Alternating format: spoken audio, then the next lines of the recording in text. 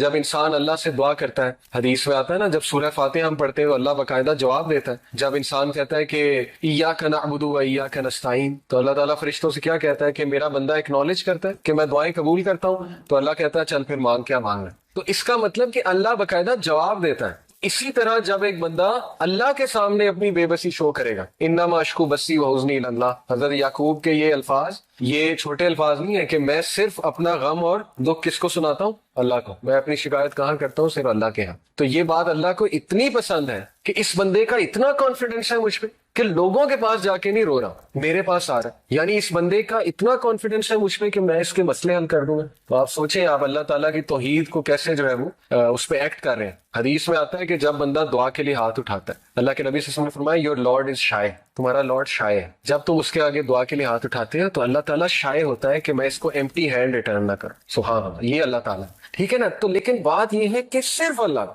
اس لیے آپ دیکھیں طائف کے واقعے پہ اللہ کے نبی نے کبھی واقعہ وہ نہیں سنایا، کبھی ایمپتھی لینے کی کوشش نہیں کی انسانوں سے کہ بہت بڑی زیادتی ہو گئی تھی، یہ ہو گیا وہ ہو گیا. نہیں، حضرت عائشہ کو بھی اسٹریٹ بس یہی سنایا تھا کہ ہاں تمہارے لوگوں نے مجھے اس دن بہت دکھ دیا تھا، بس دیٹس اٹ. اس کے علاوہ کوئی ڈیٹیل نہیں. وہ تو باقی ڈیٹیل تو ہمیں حضرت زید سے ملتی ہے نا، حضرت زید ان کے ساتھ تھے، حضرت زید بن حارثہ ان کے جو منہ بولے بیٹے تھے، وہ تو ان سے ملتی ہے نا. ٹھیک ہے نا. یا کسی اور نے اگر دیکھا ہو، وٹنس کیا ہو، تو ڈیٹیل اس سے آ رہی ہے. تو ثابت یہ ہوتا ہے کہ مسلمان اسٹرانگ ہونا چاہیے، مسلمان کا سارا اعتقاد جو ہے وہ اللہ پر ہونا چاہیے. میں آپ کو ایک بات تجربے سے بتاتا ہوں، آپ لوگوں کے سامنے اپنی ویکنس شو کریں گے نا، رونا دھونا، ایک ٹائم آئے گا لوگ کہیں گے یار ایسے روندا رہتا، آپ کے بارے میں مشہور ہو جائے گا کہ یہ تو ہر وقت اس نے رونا ڈالا ہوتا ہے. تو پھر کیا فائدہ ہوا؟ ٹھیک ہے نا. ایک ٹائم تک لوگ ہیلپ کریں گے، اس کے بعد جو ہے وہ لوگ بھی تنگ آ جائیں گے. تو اس لیے اللہ کے سامنے پٹی جو ہے وہ اللہ کو شو کرے کہ اللہ مجھ پہ رحم کر، رب اغفر وارحم وانت خیر الراحمین. اور ایسے کانفیڈنس سے اللہ آپ کی پھر ایسی مدد کرے گا کہ آپ کا گمان، یہی اس آیت کا مطلب ہے وَمَن يَتَّقِ اللَّهَ يَجْعَل لَهُ مَخْرَجًا. جو کوئی اللہ کا تقوی اختیار کرتا ہے، اللہ اسے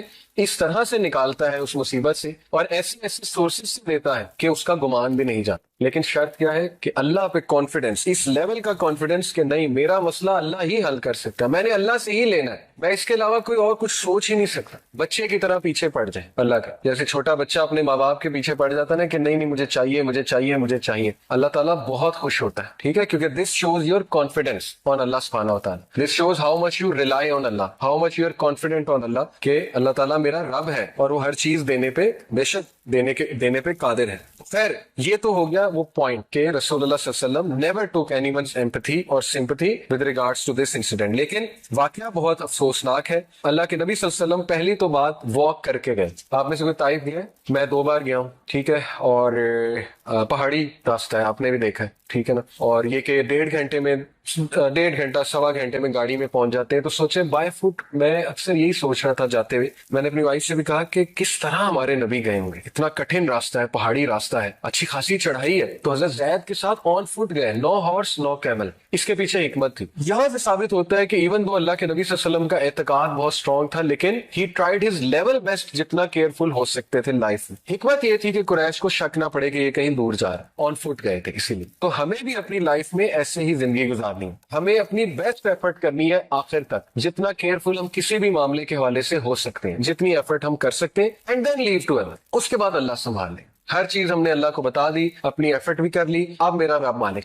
اب میرا رب جو ہے وہ میرے لیے جو فیصلہ کرے گا اس کو میں قبول بھی کروں گا، لیکن یہ کہ مدد طلب کرتا رہوں گا اپنے رب کی. ٹھیک ہے. تو وہ بائی فٹ گئے. اور وجہ کیا تھی طائف کو سلیکٹ کرنے کی؟ یہ 3-4 وجوہات جو ہے وہ بیان کی گئی. پہلی وجہ یہ تھی کہ کلوزسٹ سٹی تھی مکہ کے حوالے سے، مکہ کے سب سے قریب طائف تھی، اور یہ کہ ان کے درمیان کانسٹنٹ رائولری اور پیس ٹریٹیز ہوتی رہتی تھی ان 2 میجر سٹیز کے درمیان. دوسری وجہ یہ تھی کہ مکہ کے لوگ طائف کے لوگوں کو بہت اچھے سے فیملی بائی فیملی جانتے تھے. یہاں تک کہ روایات میں آتا ہے کہ ایک جو چیف تھا طائف کا، اس کی شادی جو ہے وہ نبی اکرم صلی اللہ علیہ وسلم کی ایک آنٹ کے ساتھ ہوئی تھی، ڈسٹنٹ آنٹ کے ساتھ، یعنی ایک رشتہ داری بھی تھی اللہ کے نبی صلی اللہ علیہ وسلم کی طائف کے علاقے میں جو چیف تھا اس کے حوالے سے. تو یہ واقعہ پیش آیا شوال کے مہینے میں، اور یہ وہی مہینہ ہے جب ابو طالب اور حضرت خدیجہ کی وفات ہوتی ہے. اور یہاں سے آپ اندازہ لگا لیں کہ اللہ کے نبی صلی اللہ علیہ وسلم की great will power and his dedication towards the purpose and his focus, के इतने दर्दनाक वाकयात हो गए जिंदगी में लेकिन मिशन नहीं रुक रहा। इसीलिए कहते हैं कि पर्पसफुल जिंदगी गुजारें। पर्पसफुल जिंदगी गुजारने का ये फायदा होता है कि जब तक आपका पर्पस जिंदा है आप मोटिवेशन से आगे बढ़ते रहते हैं। अल्लाह के नबी सल्लल्लाहु अलैहि वसल्लम अभी चंद डेज हुए हजरत खदीजा की वफात को और अबू तालिब की वफात, और उन्होंने कहा कि मिशन नहीं रुकना चाहिए, आगे चल। हम क्या करते हैं, जब हमारे साथ कोई हादसा पेश आता है तो हम बिल्कुल ठप हो जाते हैं और बिल्कुल जो है ना हम एनर्जी लूज कर देते। ऑल्दो ये बहुत मुश्किल है, आई टोटली अंडरस्टैंड एनर्जी के साथ चलना, लेकिन अल्लाह से एनर्जी मांगे कि अल्लाह मुझे खड़ा कर, मुझे हिम्मत दे। तो छोटी छोटी बातों पे हिम्मत नहीं हारनी चाहिए, ठीक है। ये मैं यूथ को कहता हूँ अक्सर कि अपने जरा स्ट्रांग बने, परसेवरेंस लाएं अपने अंदर, जरा ब्रेव बने। हम छोटे छोटे वाकयात पे ठप हो जाते हैं, रिजल्ट अच्छा नहीं आया उस पर ठप हो गए, नौकरी कहीं लगवाना चाहते थे वहां नहीं लगी उस पर ठप हो गए, वो पसंद था वहां शादी नहीं हो सकी उस पर ठप हो गए, ठीक है ना। ऐसे वाकयात में हम ठप होते। तो जरा स्ट्रांग बनना चाहिए इंसान को और अपने मिशन की तरफ जो है वो चलते जाना चाहिए और अल्लाह से सकत हासिल करनी चाहिए। तो रवायात में ये आता है कि अल्लाह के नबी सल्लल्लाहु अलैहि वसल्लम जो है उन्होंने ये जो 3 चीफ्स थे, Taif was being governed bye 3 chiefs, 3 chief थे, ये ताइफ को रूल करते थे। तो उन तीनों चीफ जो है उन्होंने इंतहाई सार्केस्टिक और डिसरिस्पेक्टफुल आंसर्स किए रसूलुल्लाह सल्लल्लाहु अलैहि वसल्लम। आप सोचे हमारे नबी को ऐसे आंसर दिए जा रहे हैं, अल्लाह अकबर। वो आंसर्स क्या थे? अल्लाह के नबी सल्लल्लाहु अलैहि वसल्लम ने उनको इस्लाम की तरफ बुलाया। पहले ने कहा, if Allah had sent you I might as well tier down the curtains of the काबा, कि अगर अल्लाह ने तुझे भेजा तो मैं तो काबा के कर्टन ही फाड़ दूं, यानी नाउजुबिल्लाह इतनी डिसरिस्पेक्ट। दूसरे ने क्या कहा, has Allah not found anyone better than you, अल्लाह अकबर, क्या अल्लाह को तुझसे बेहतर कोई नहीं मिला जो नबी भेज देता। अब इससे मुराद उसकी तुझसे बेहतर से मुराद थी दौलत में और शोहरत में बहुत बेहतर, क्योंकि उसका माइंड यही था आ जाके कि दौलत जिसके पास है वही असल में कामयाब है। तीसरे ने कहा, मैं तुझसे बात नहीं कर सकता क्योंकि अगर तुम वाकई नबी हो सरकाज़म में, ठीक है, तंज में, अगर तुम वाकई नबी हो तो तुम बहुत ज्यादा होली हो, तुम बहुत ज्यादा मुकद्दस हो, तो मैं तो तुमसे बात ही नहीं कर सकता। और अगर तुम नबी नहीं हो तो फिर तुम मेरे डिग्निटी से बहुत बिलो हो कि मैं तुमसे बात भी करूं।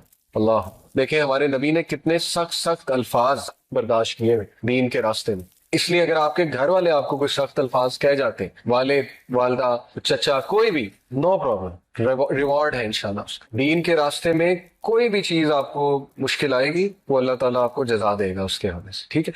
तो अल्लाह के नबी सल्लल्लाहु अलैहि वसल्लम ने उनको सुना, इतने सख्त अल्फाज सुन लिए फॉर द सेक ऑफ अल्लाह। फिर अल्लाह के नबी सल्लल्लाहु अलैहि वसल्लम ने उनसे ये कहा, okay I will leave but please don't tell the Quraish आई केम। हमारे नबी सल्लल्लाहु अलैहि वसल्लम ने उनसे कहा कि आप कुरैश को ना बताइएगा मैं यहाँ आया, क्योंकि ज़ाहिर है उससे मामला बिगड़ सकते।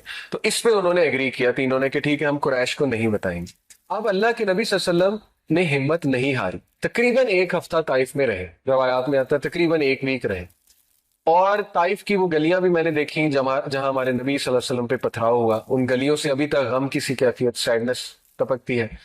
और मैंने वो मस्जिद भी देखी, मस्जिद अदस, हजरत अदस थे ना जो गुलाम थे जो नबी अकरम सल्लल्लाहु अलैहि वसल्लम के पास अंगूर लेकर आए थे, और अल्लाह के नबी सल्लल्लाहु अलैहि वसल्लम ने उनको दावत पेश की तो उन्होंने इस्लाम कबूल कर लिया। क्रिश्चियन स्लेव थे,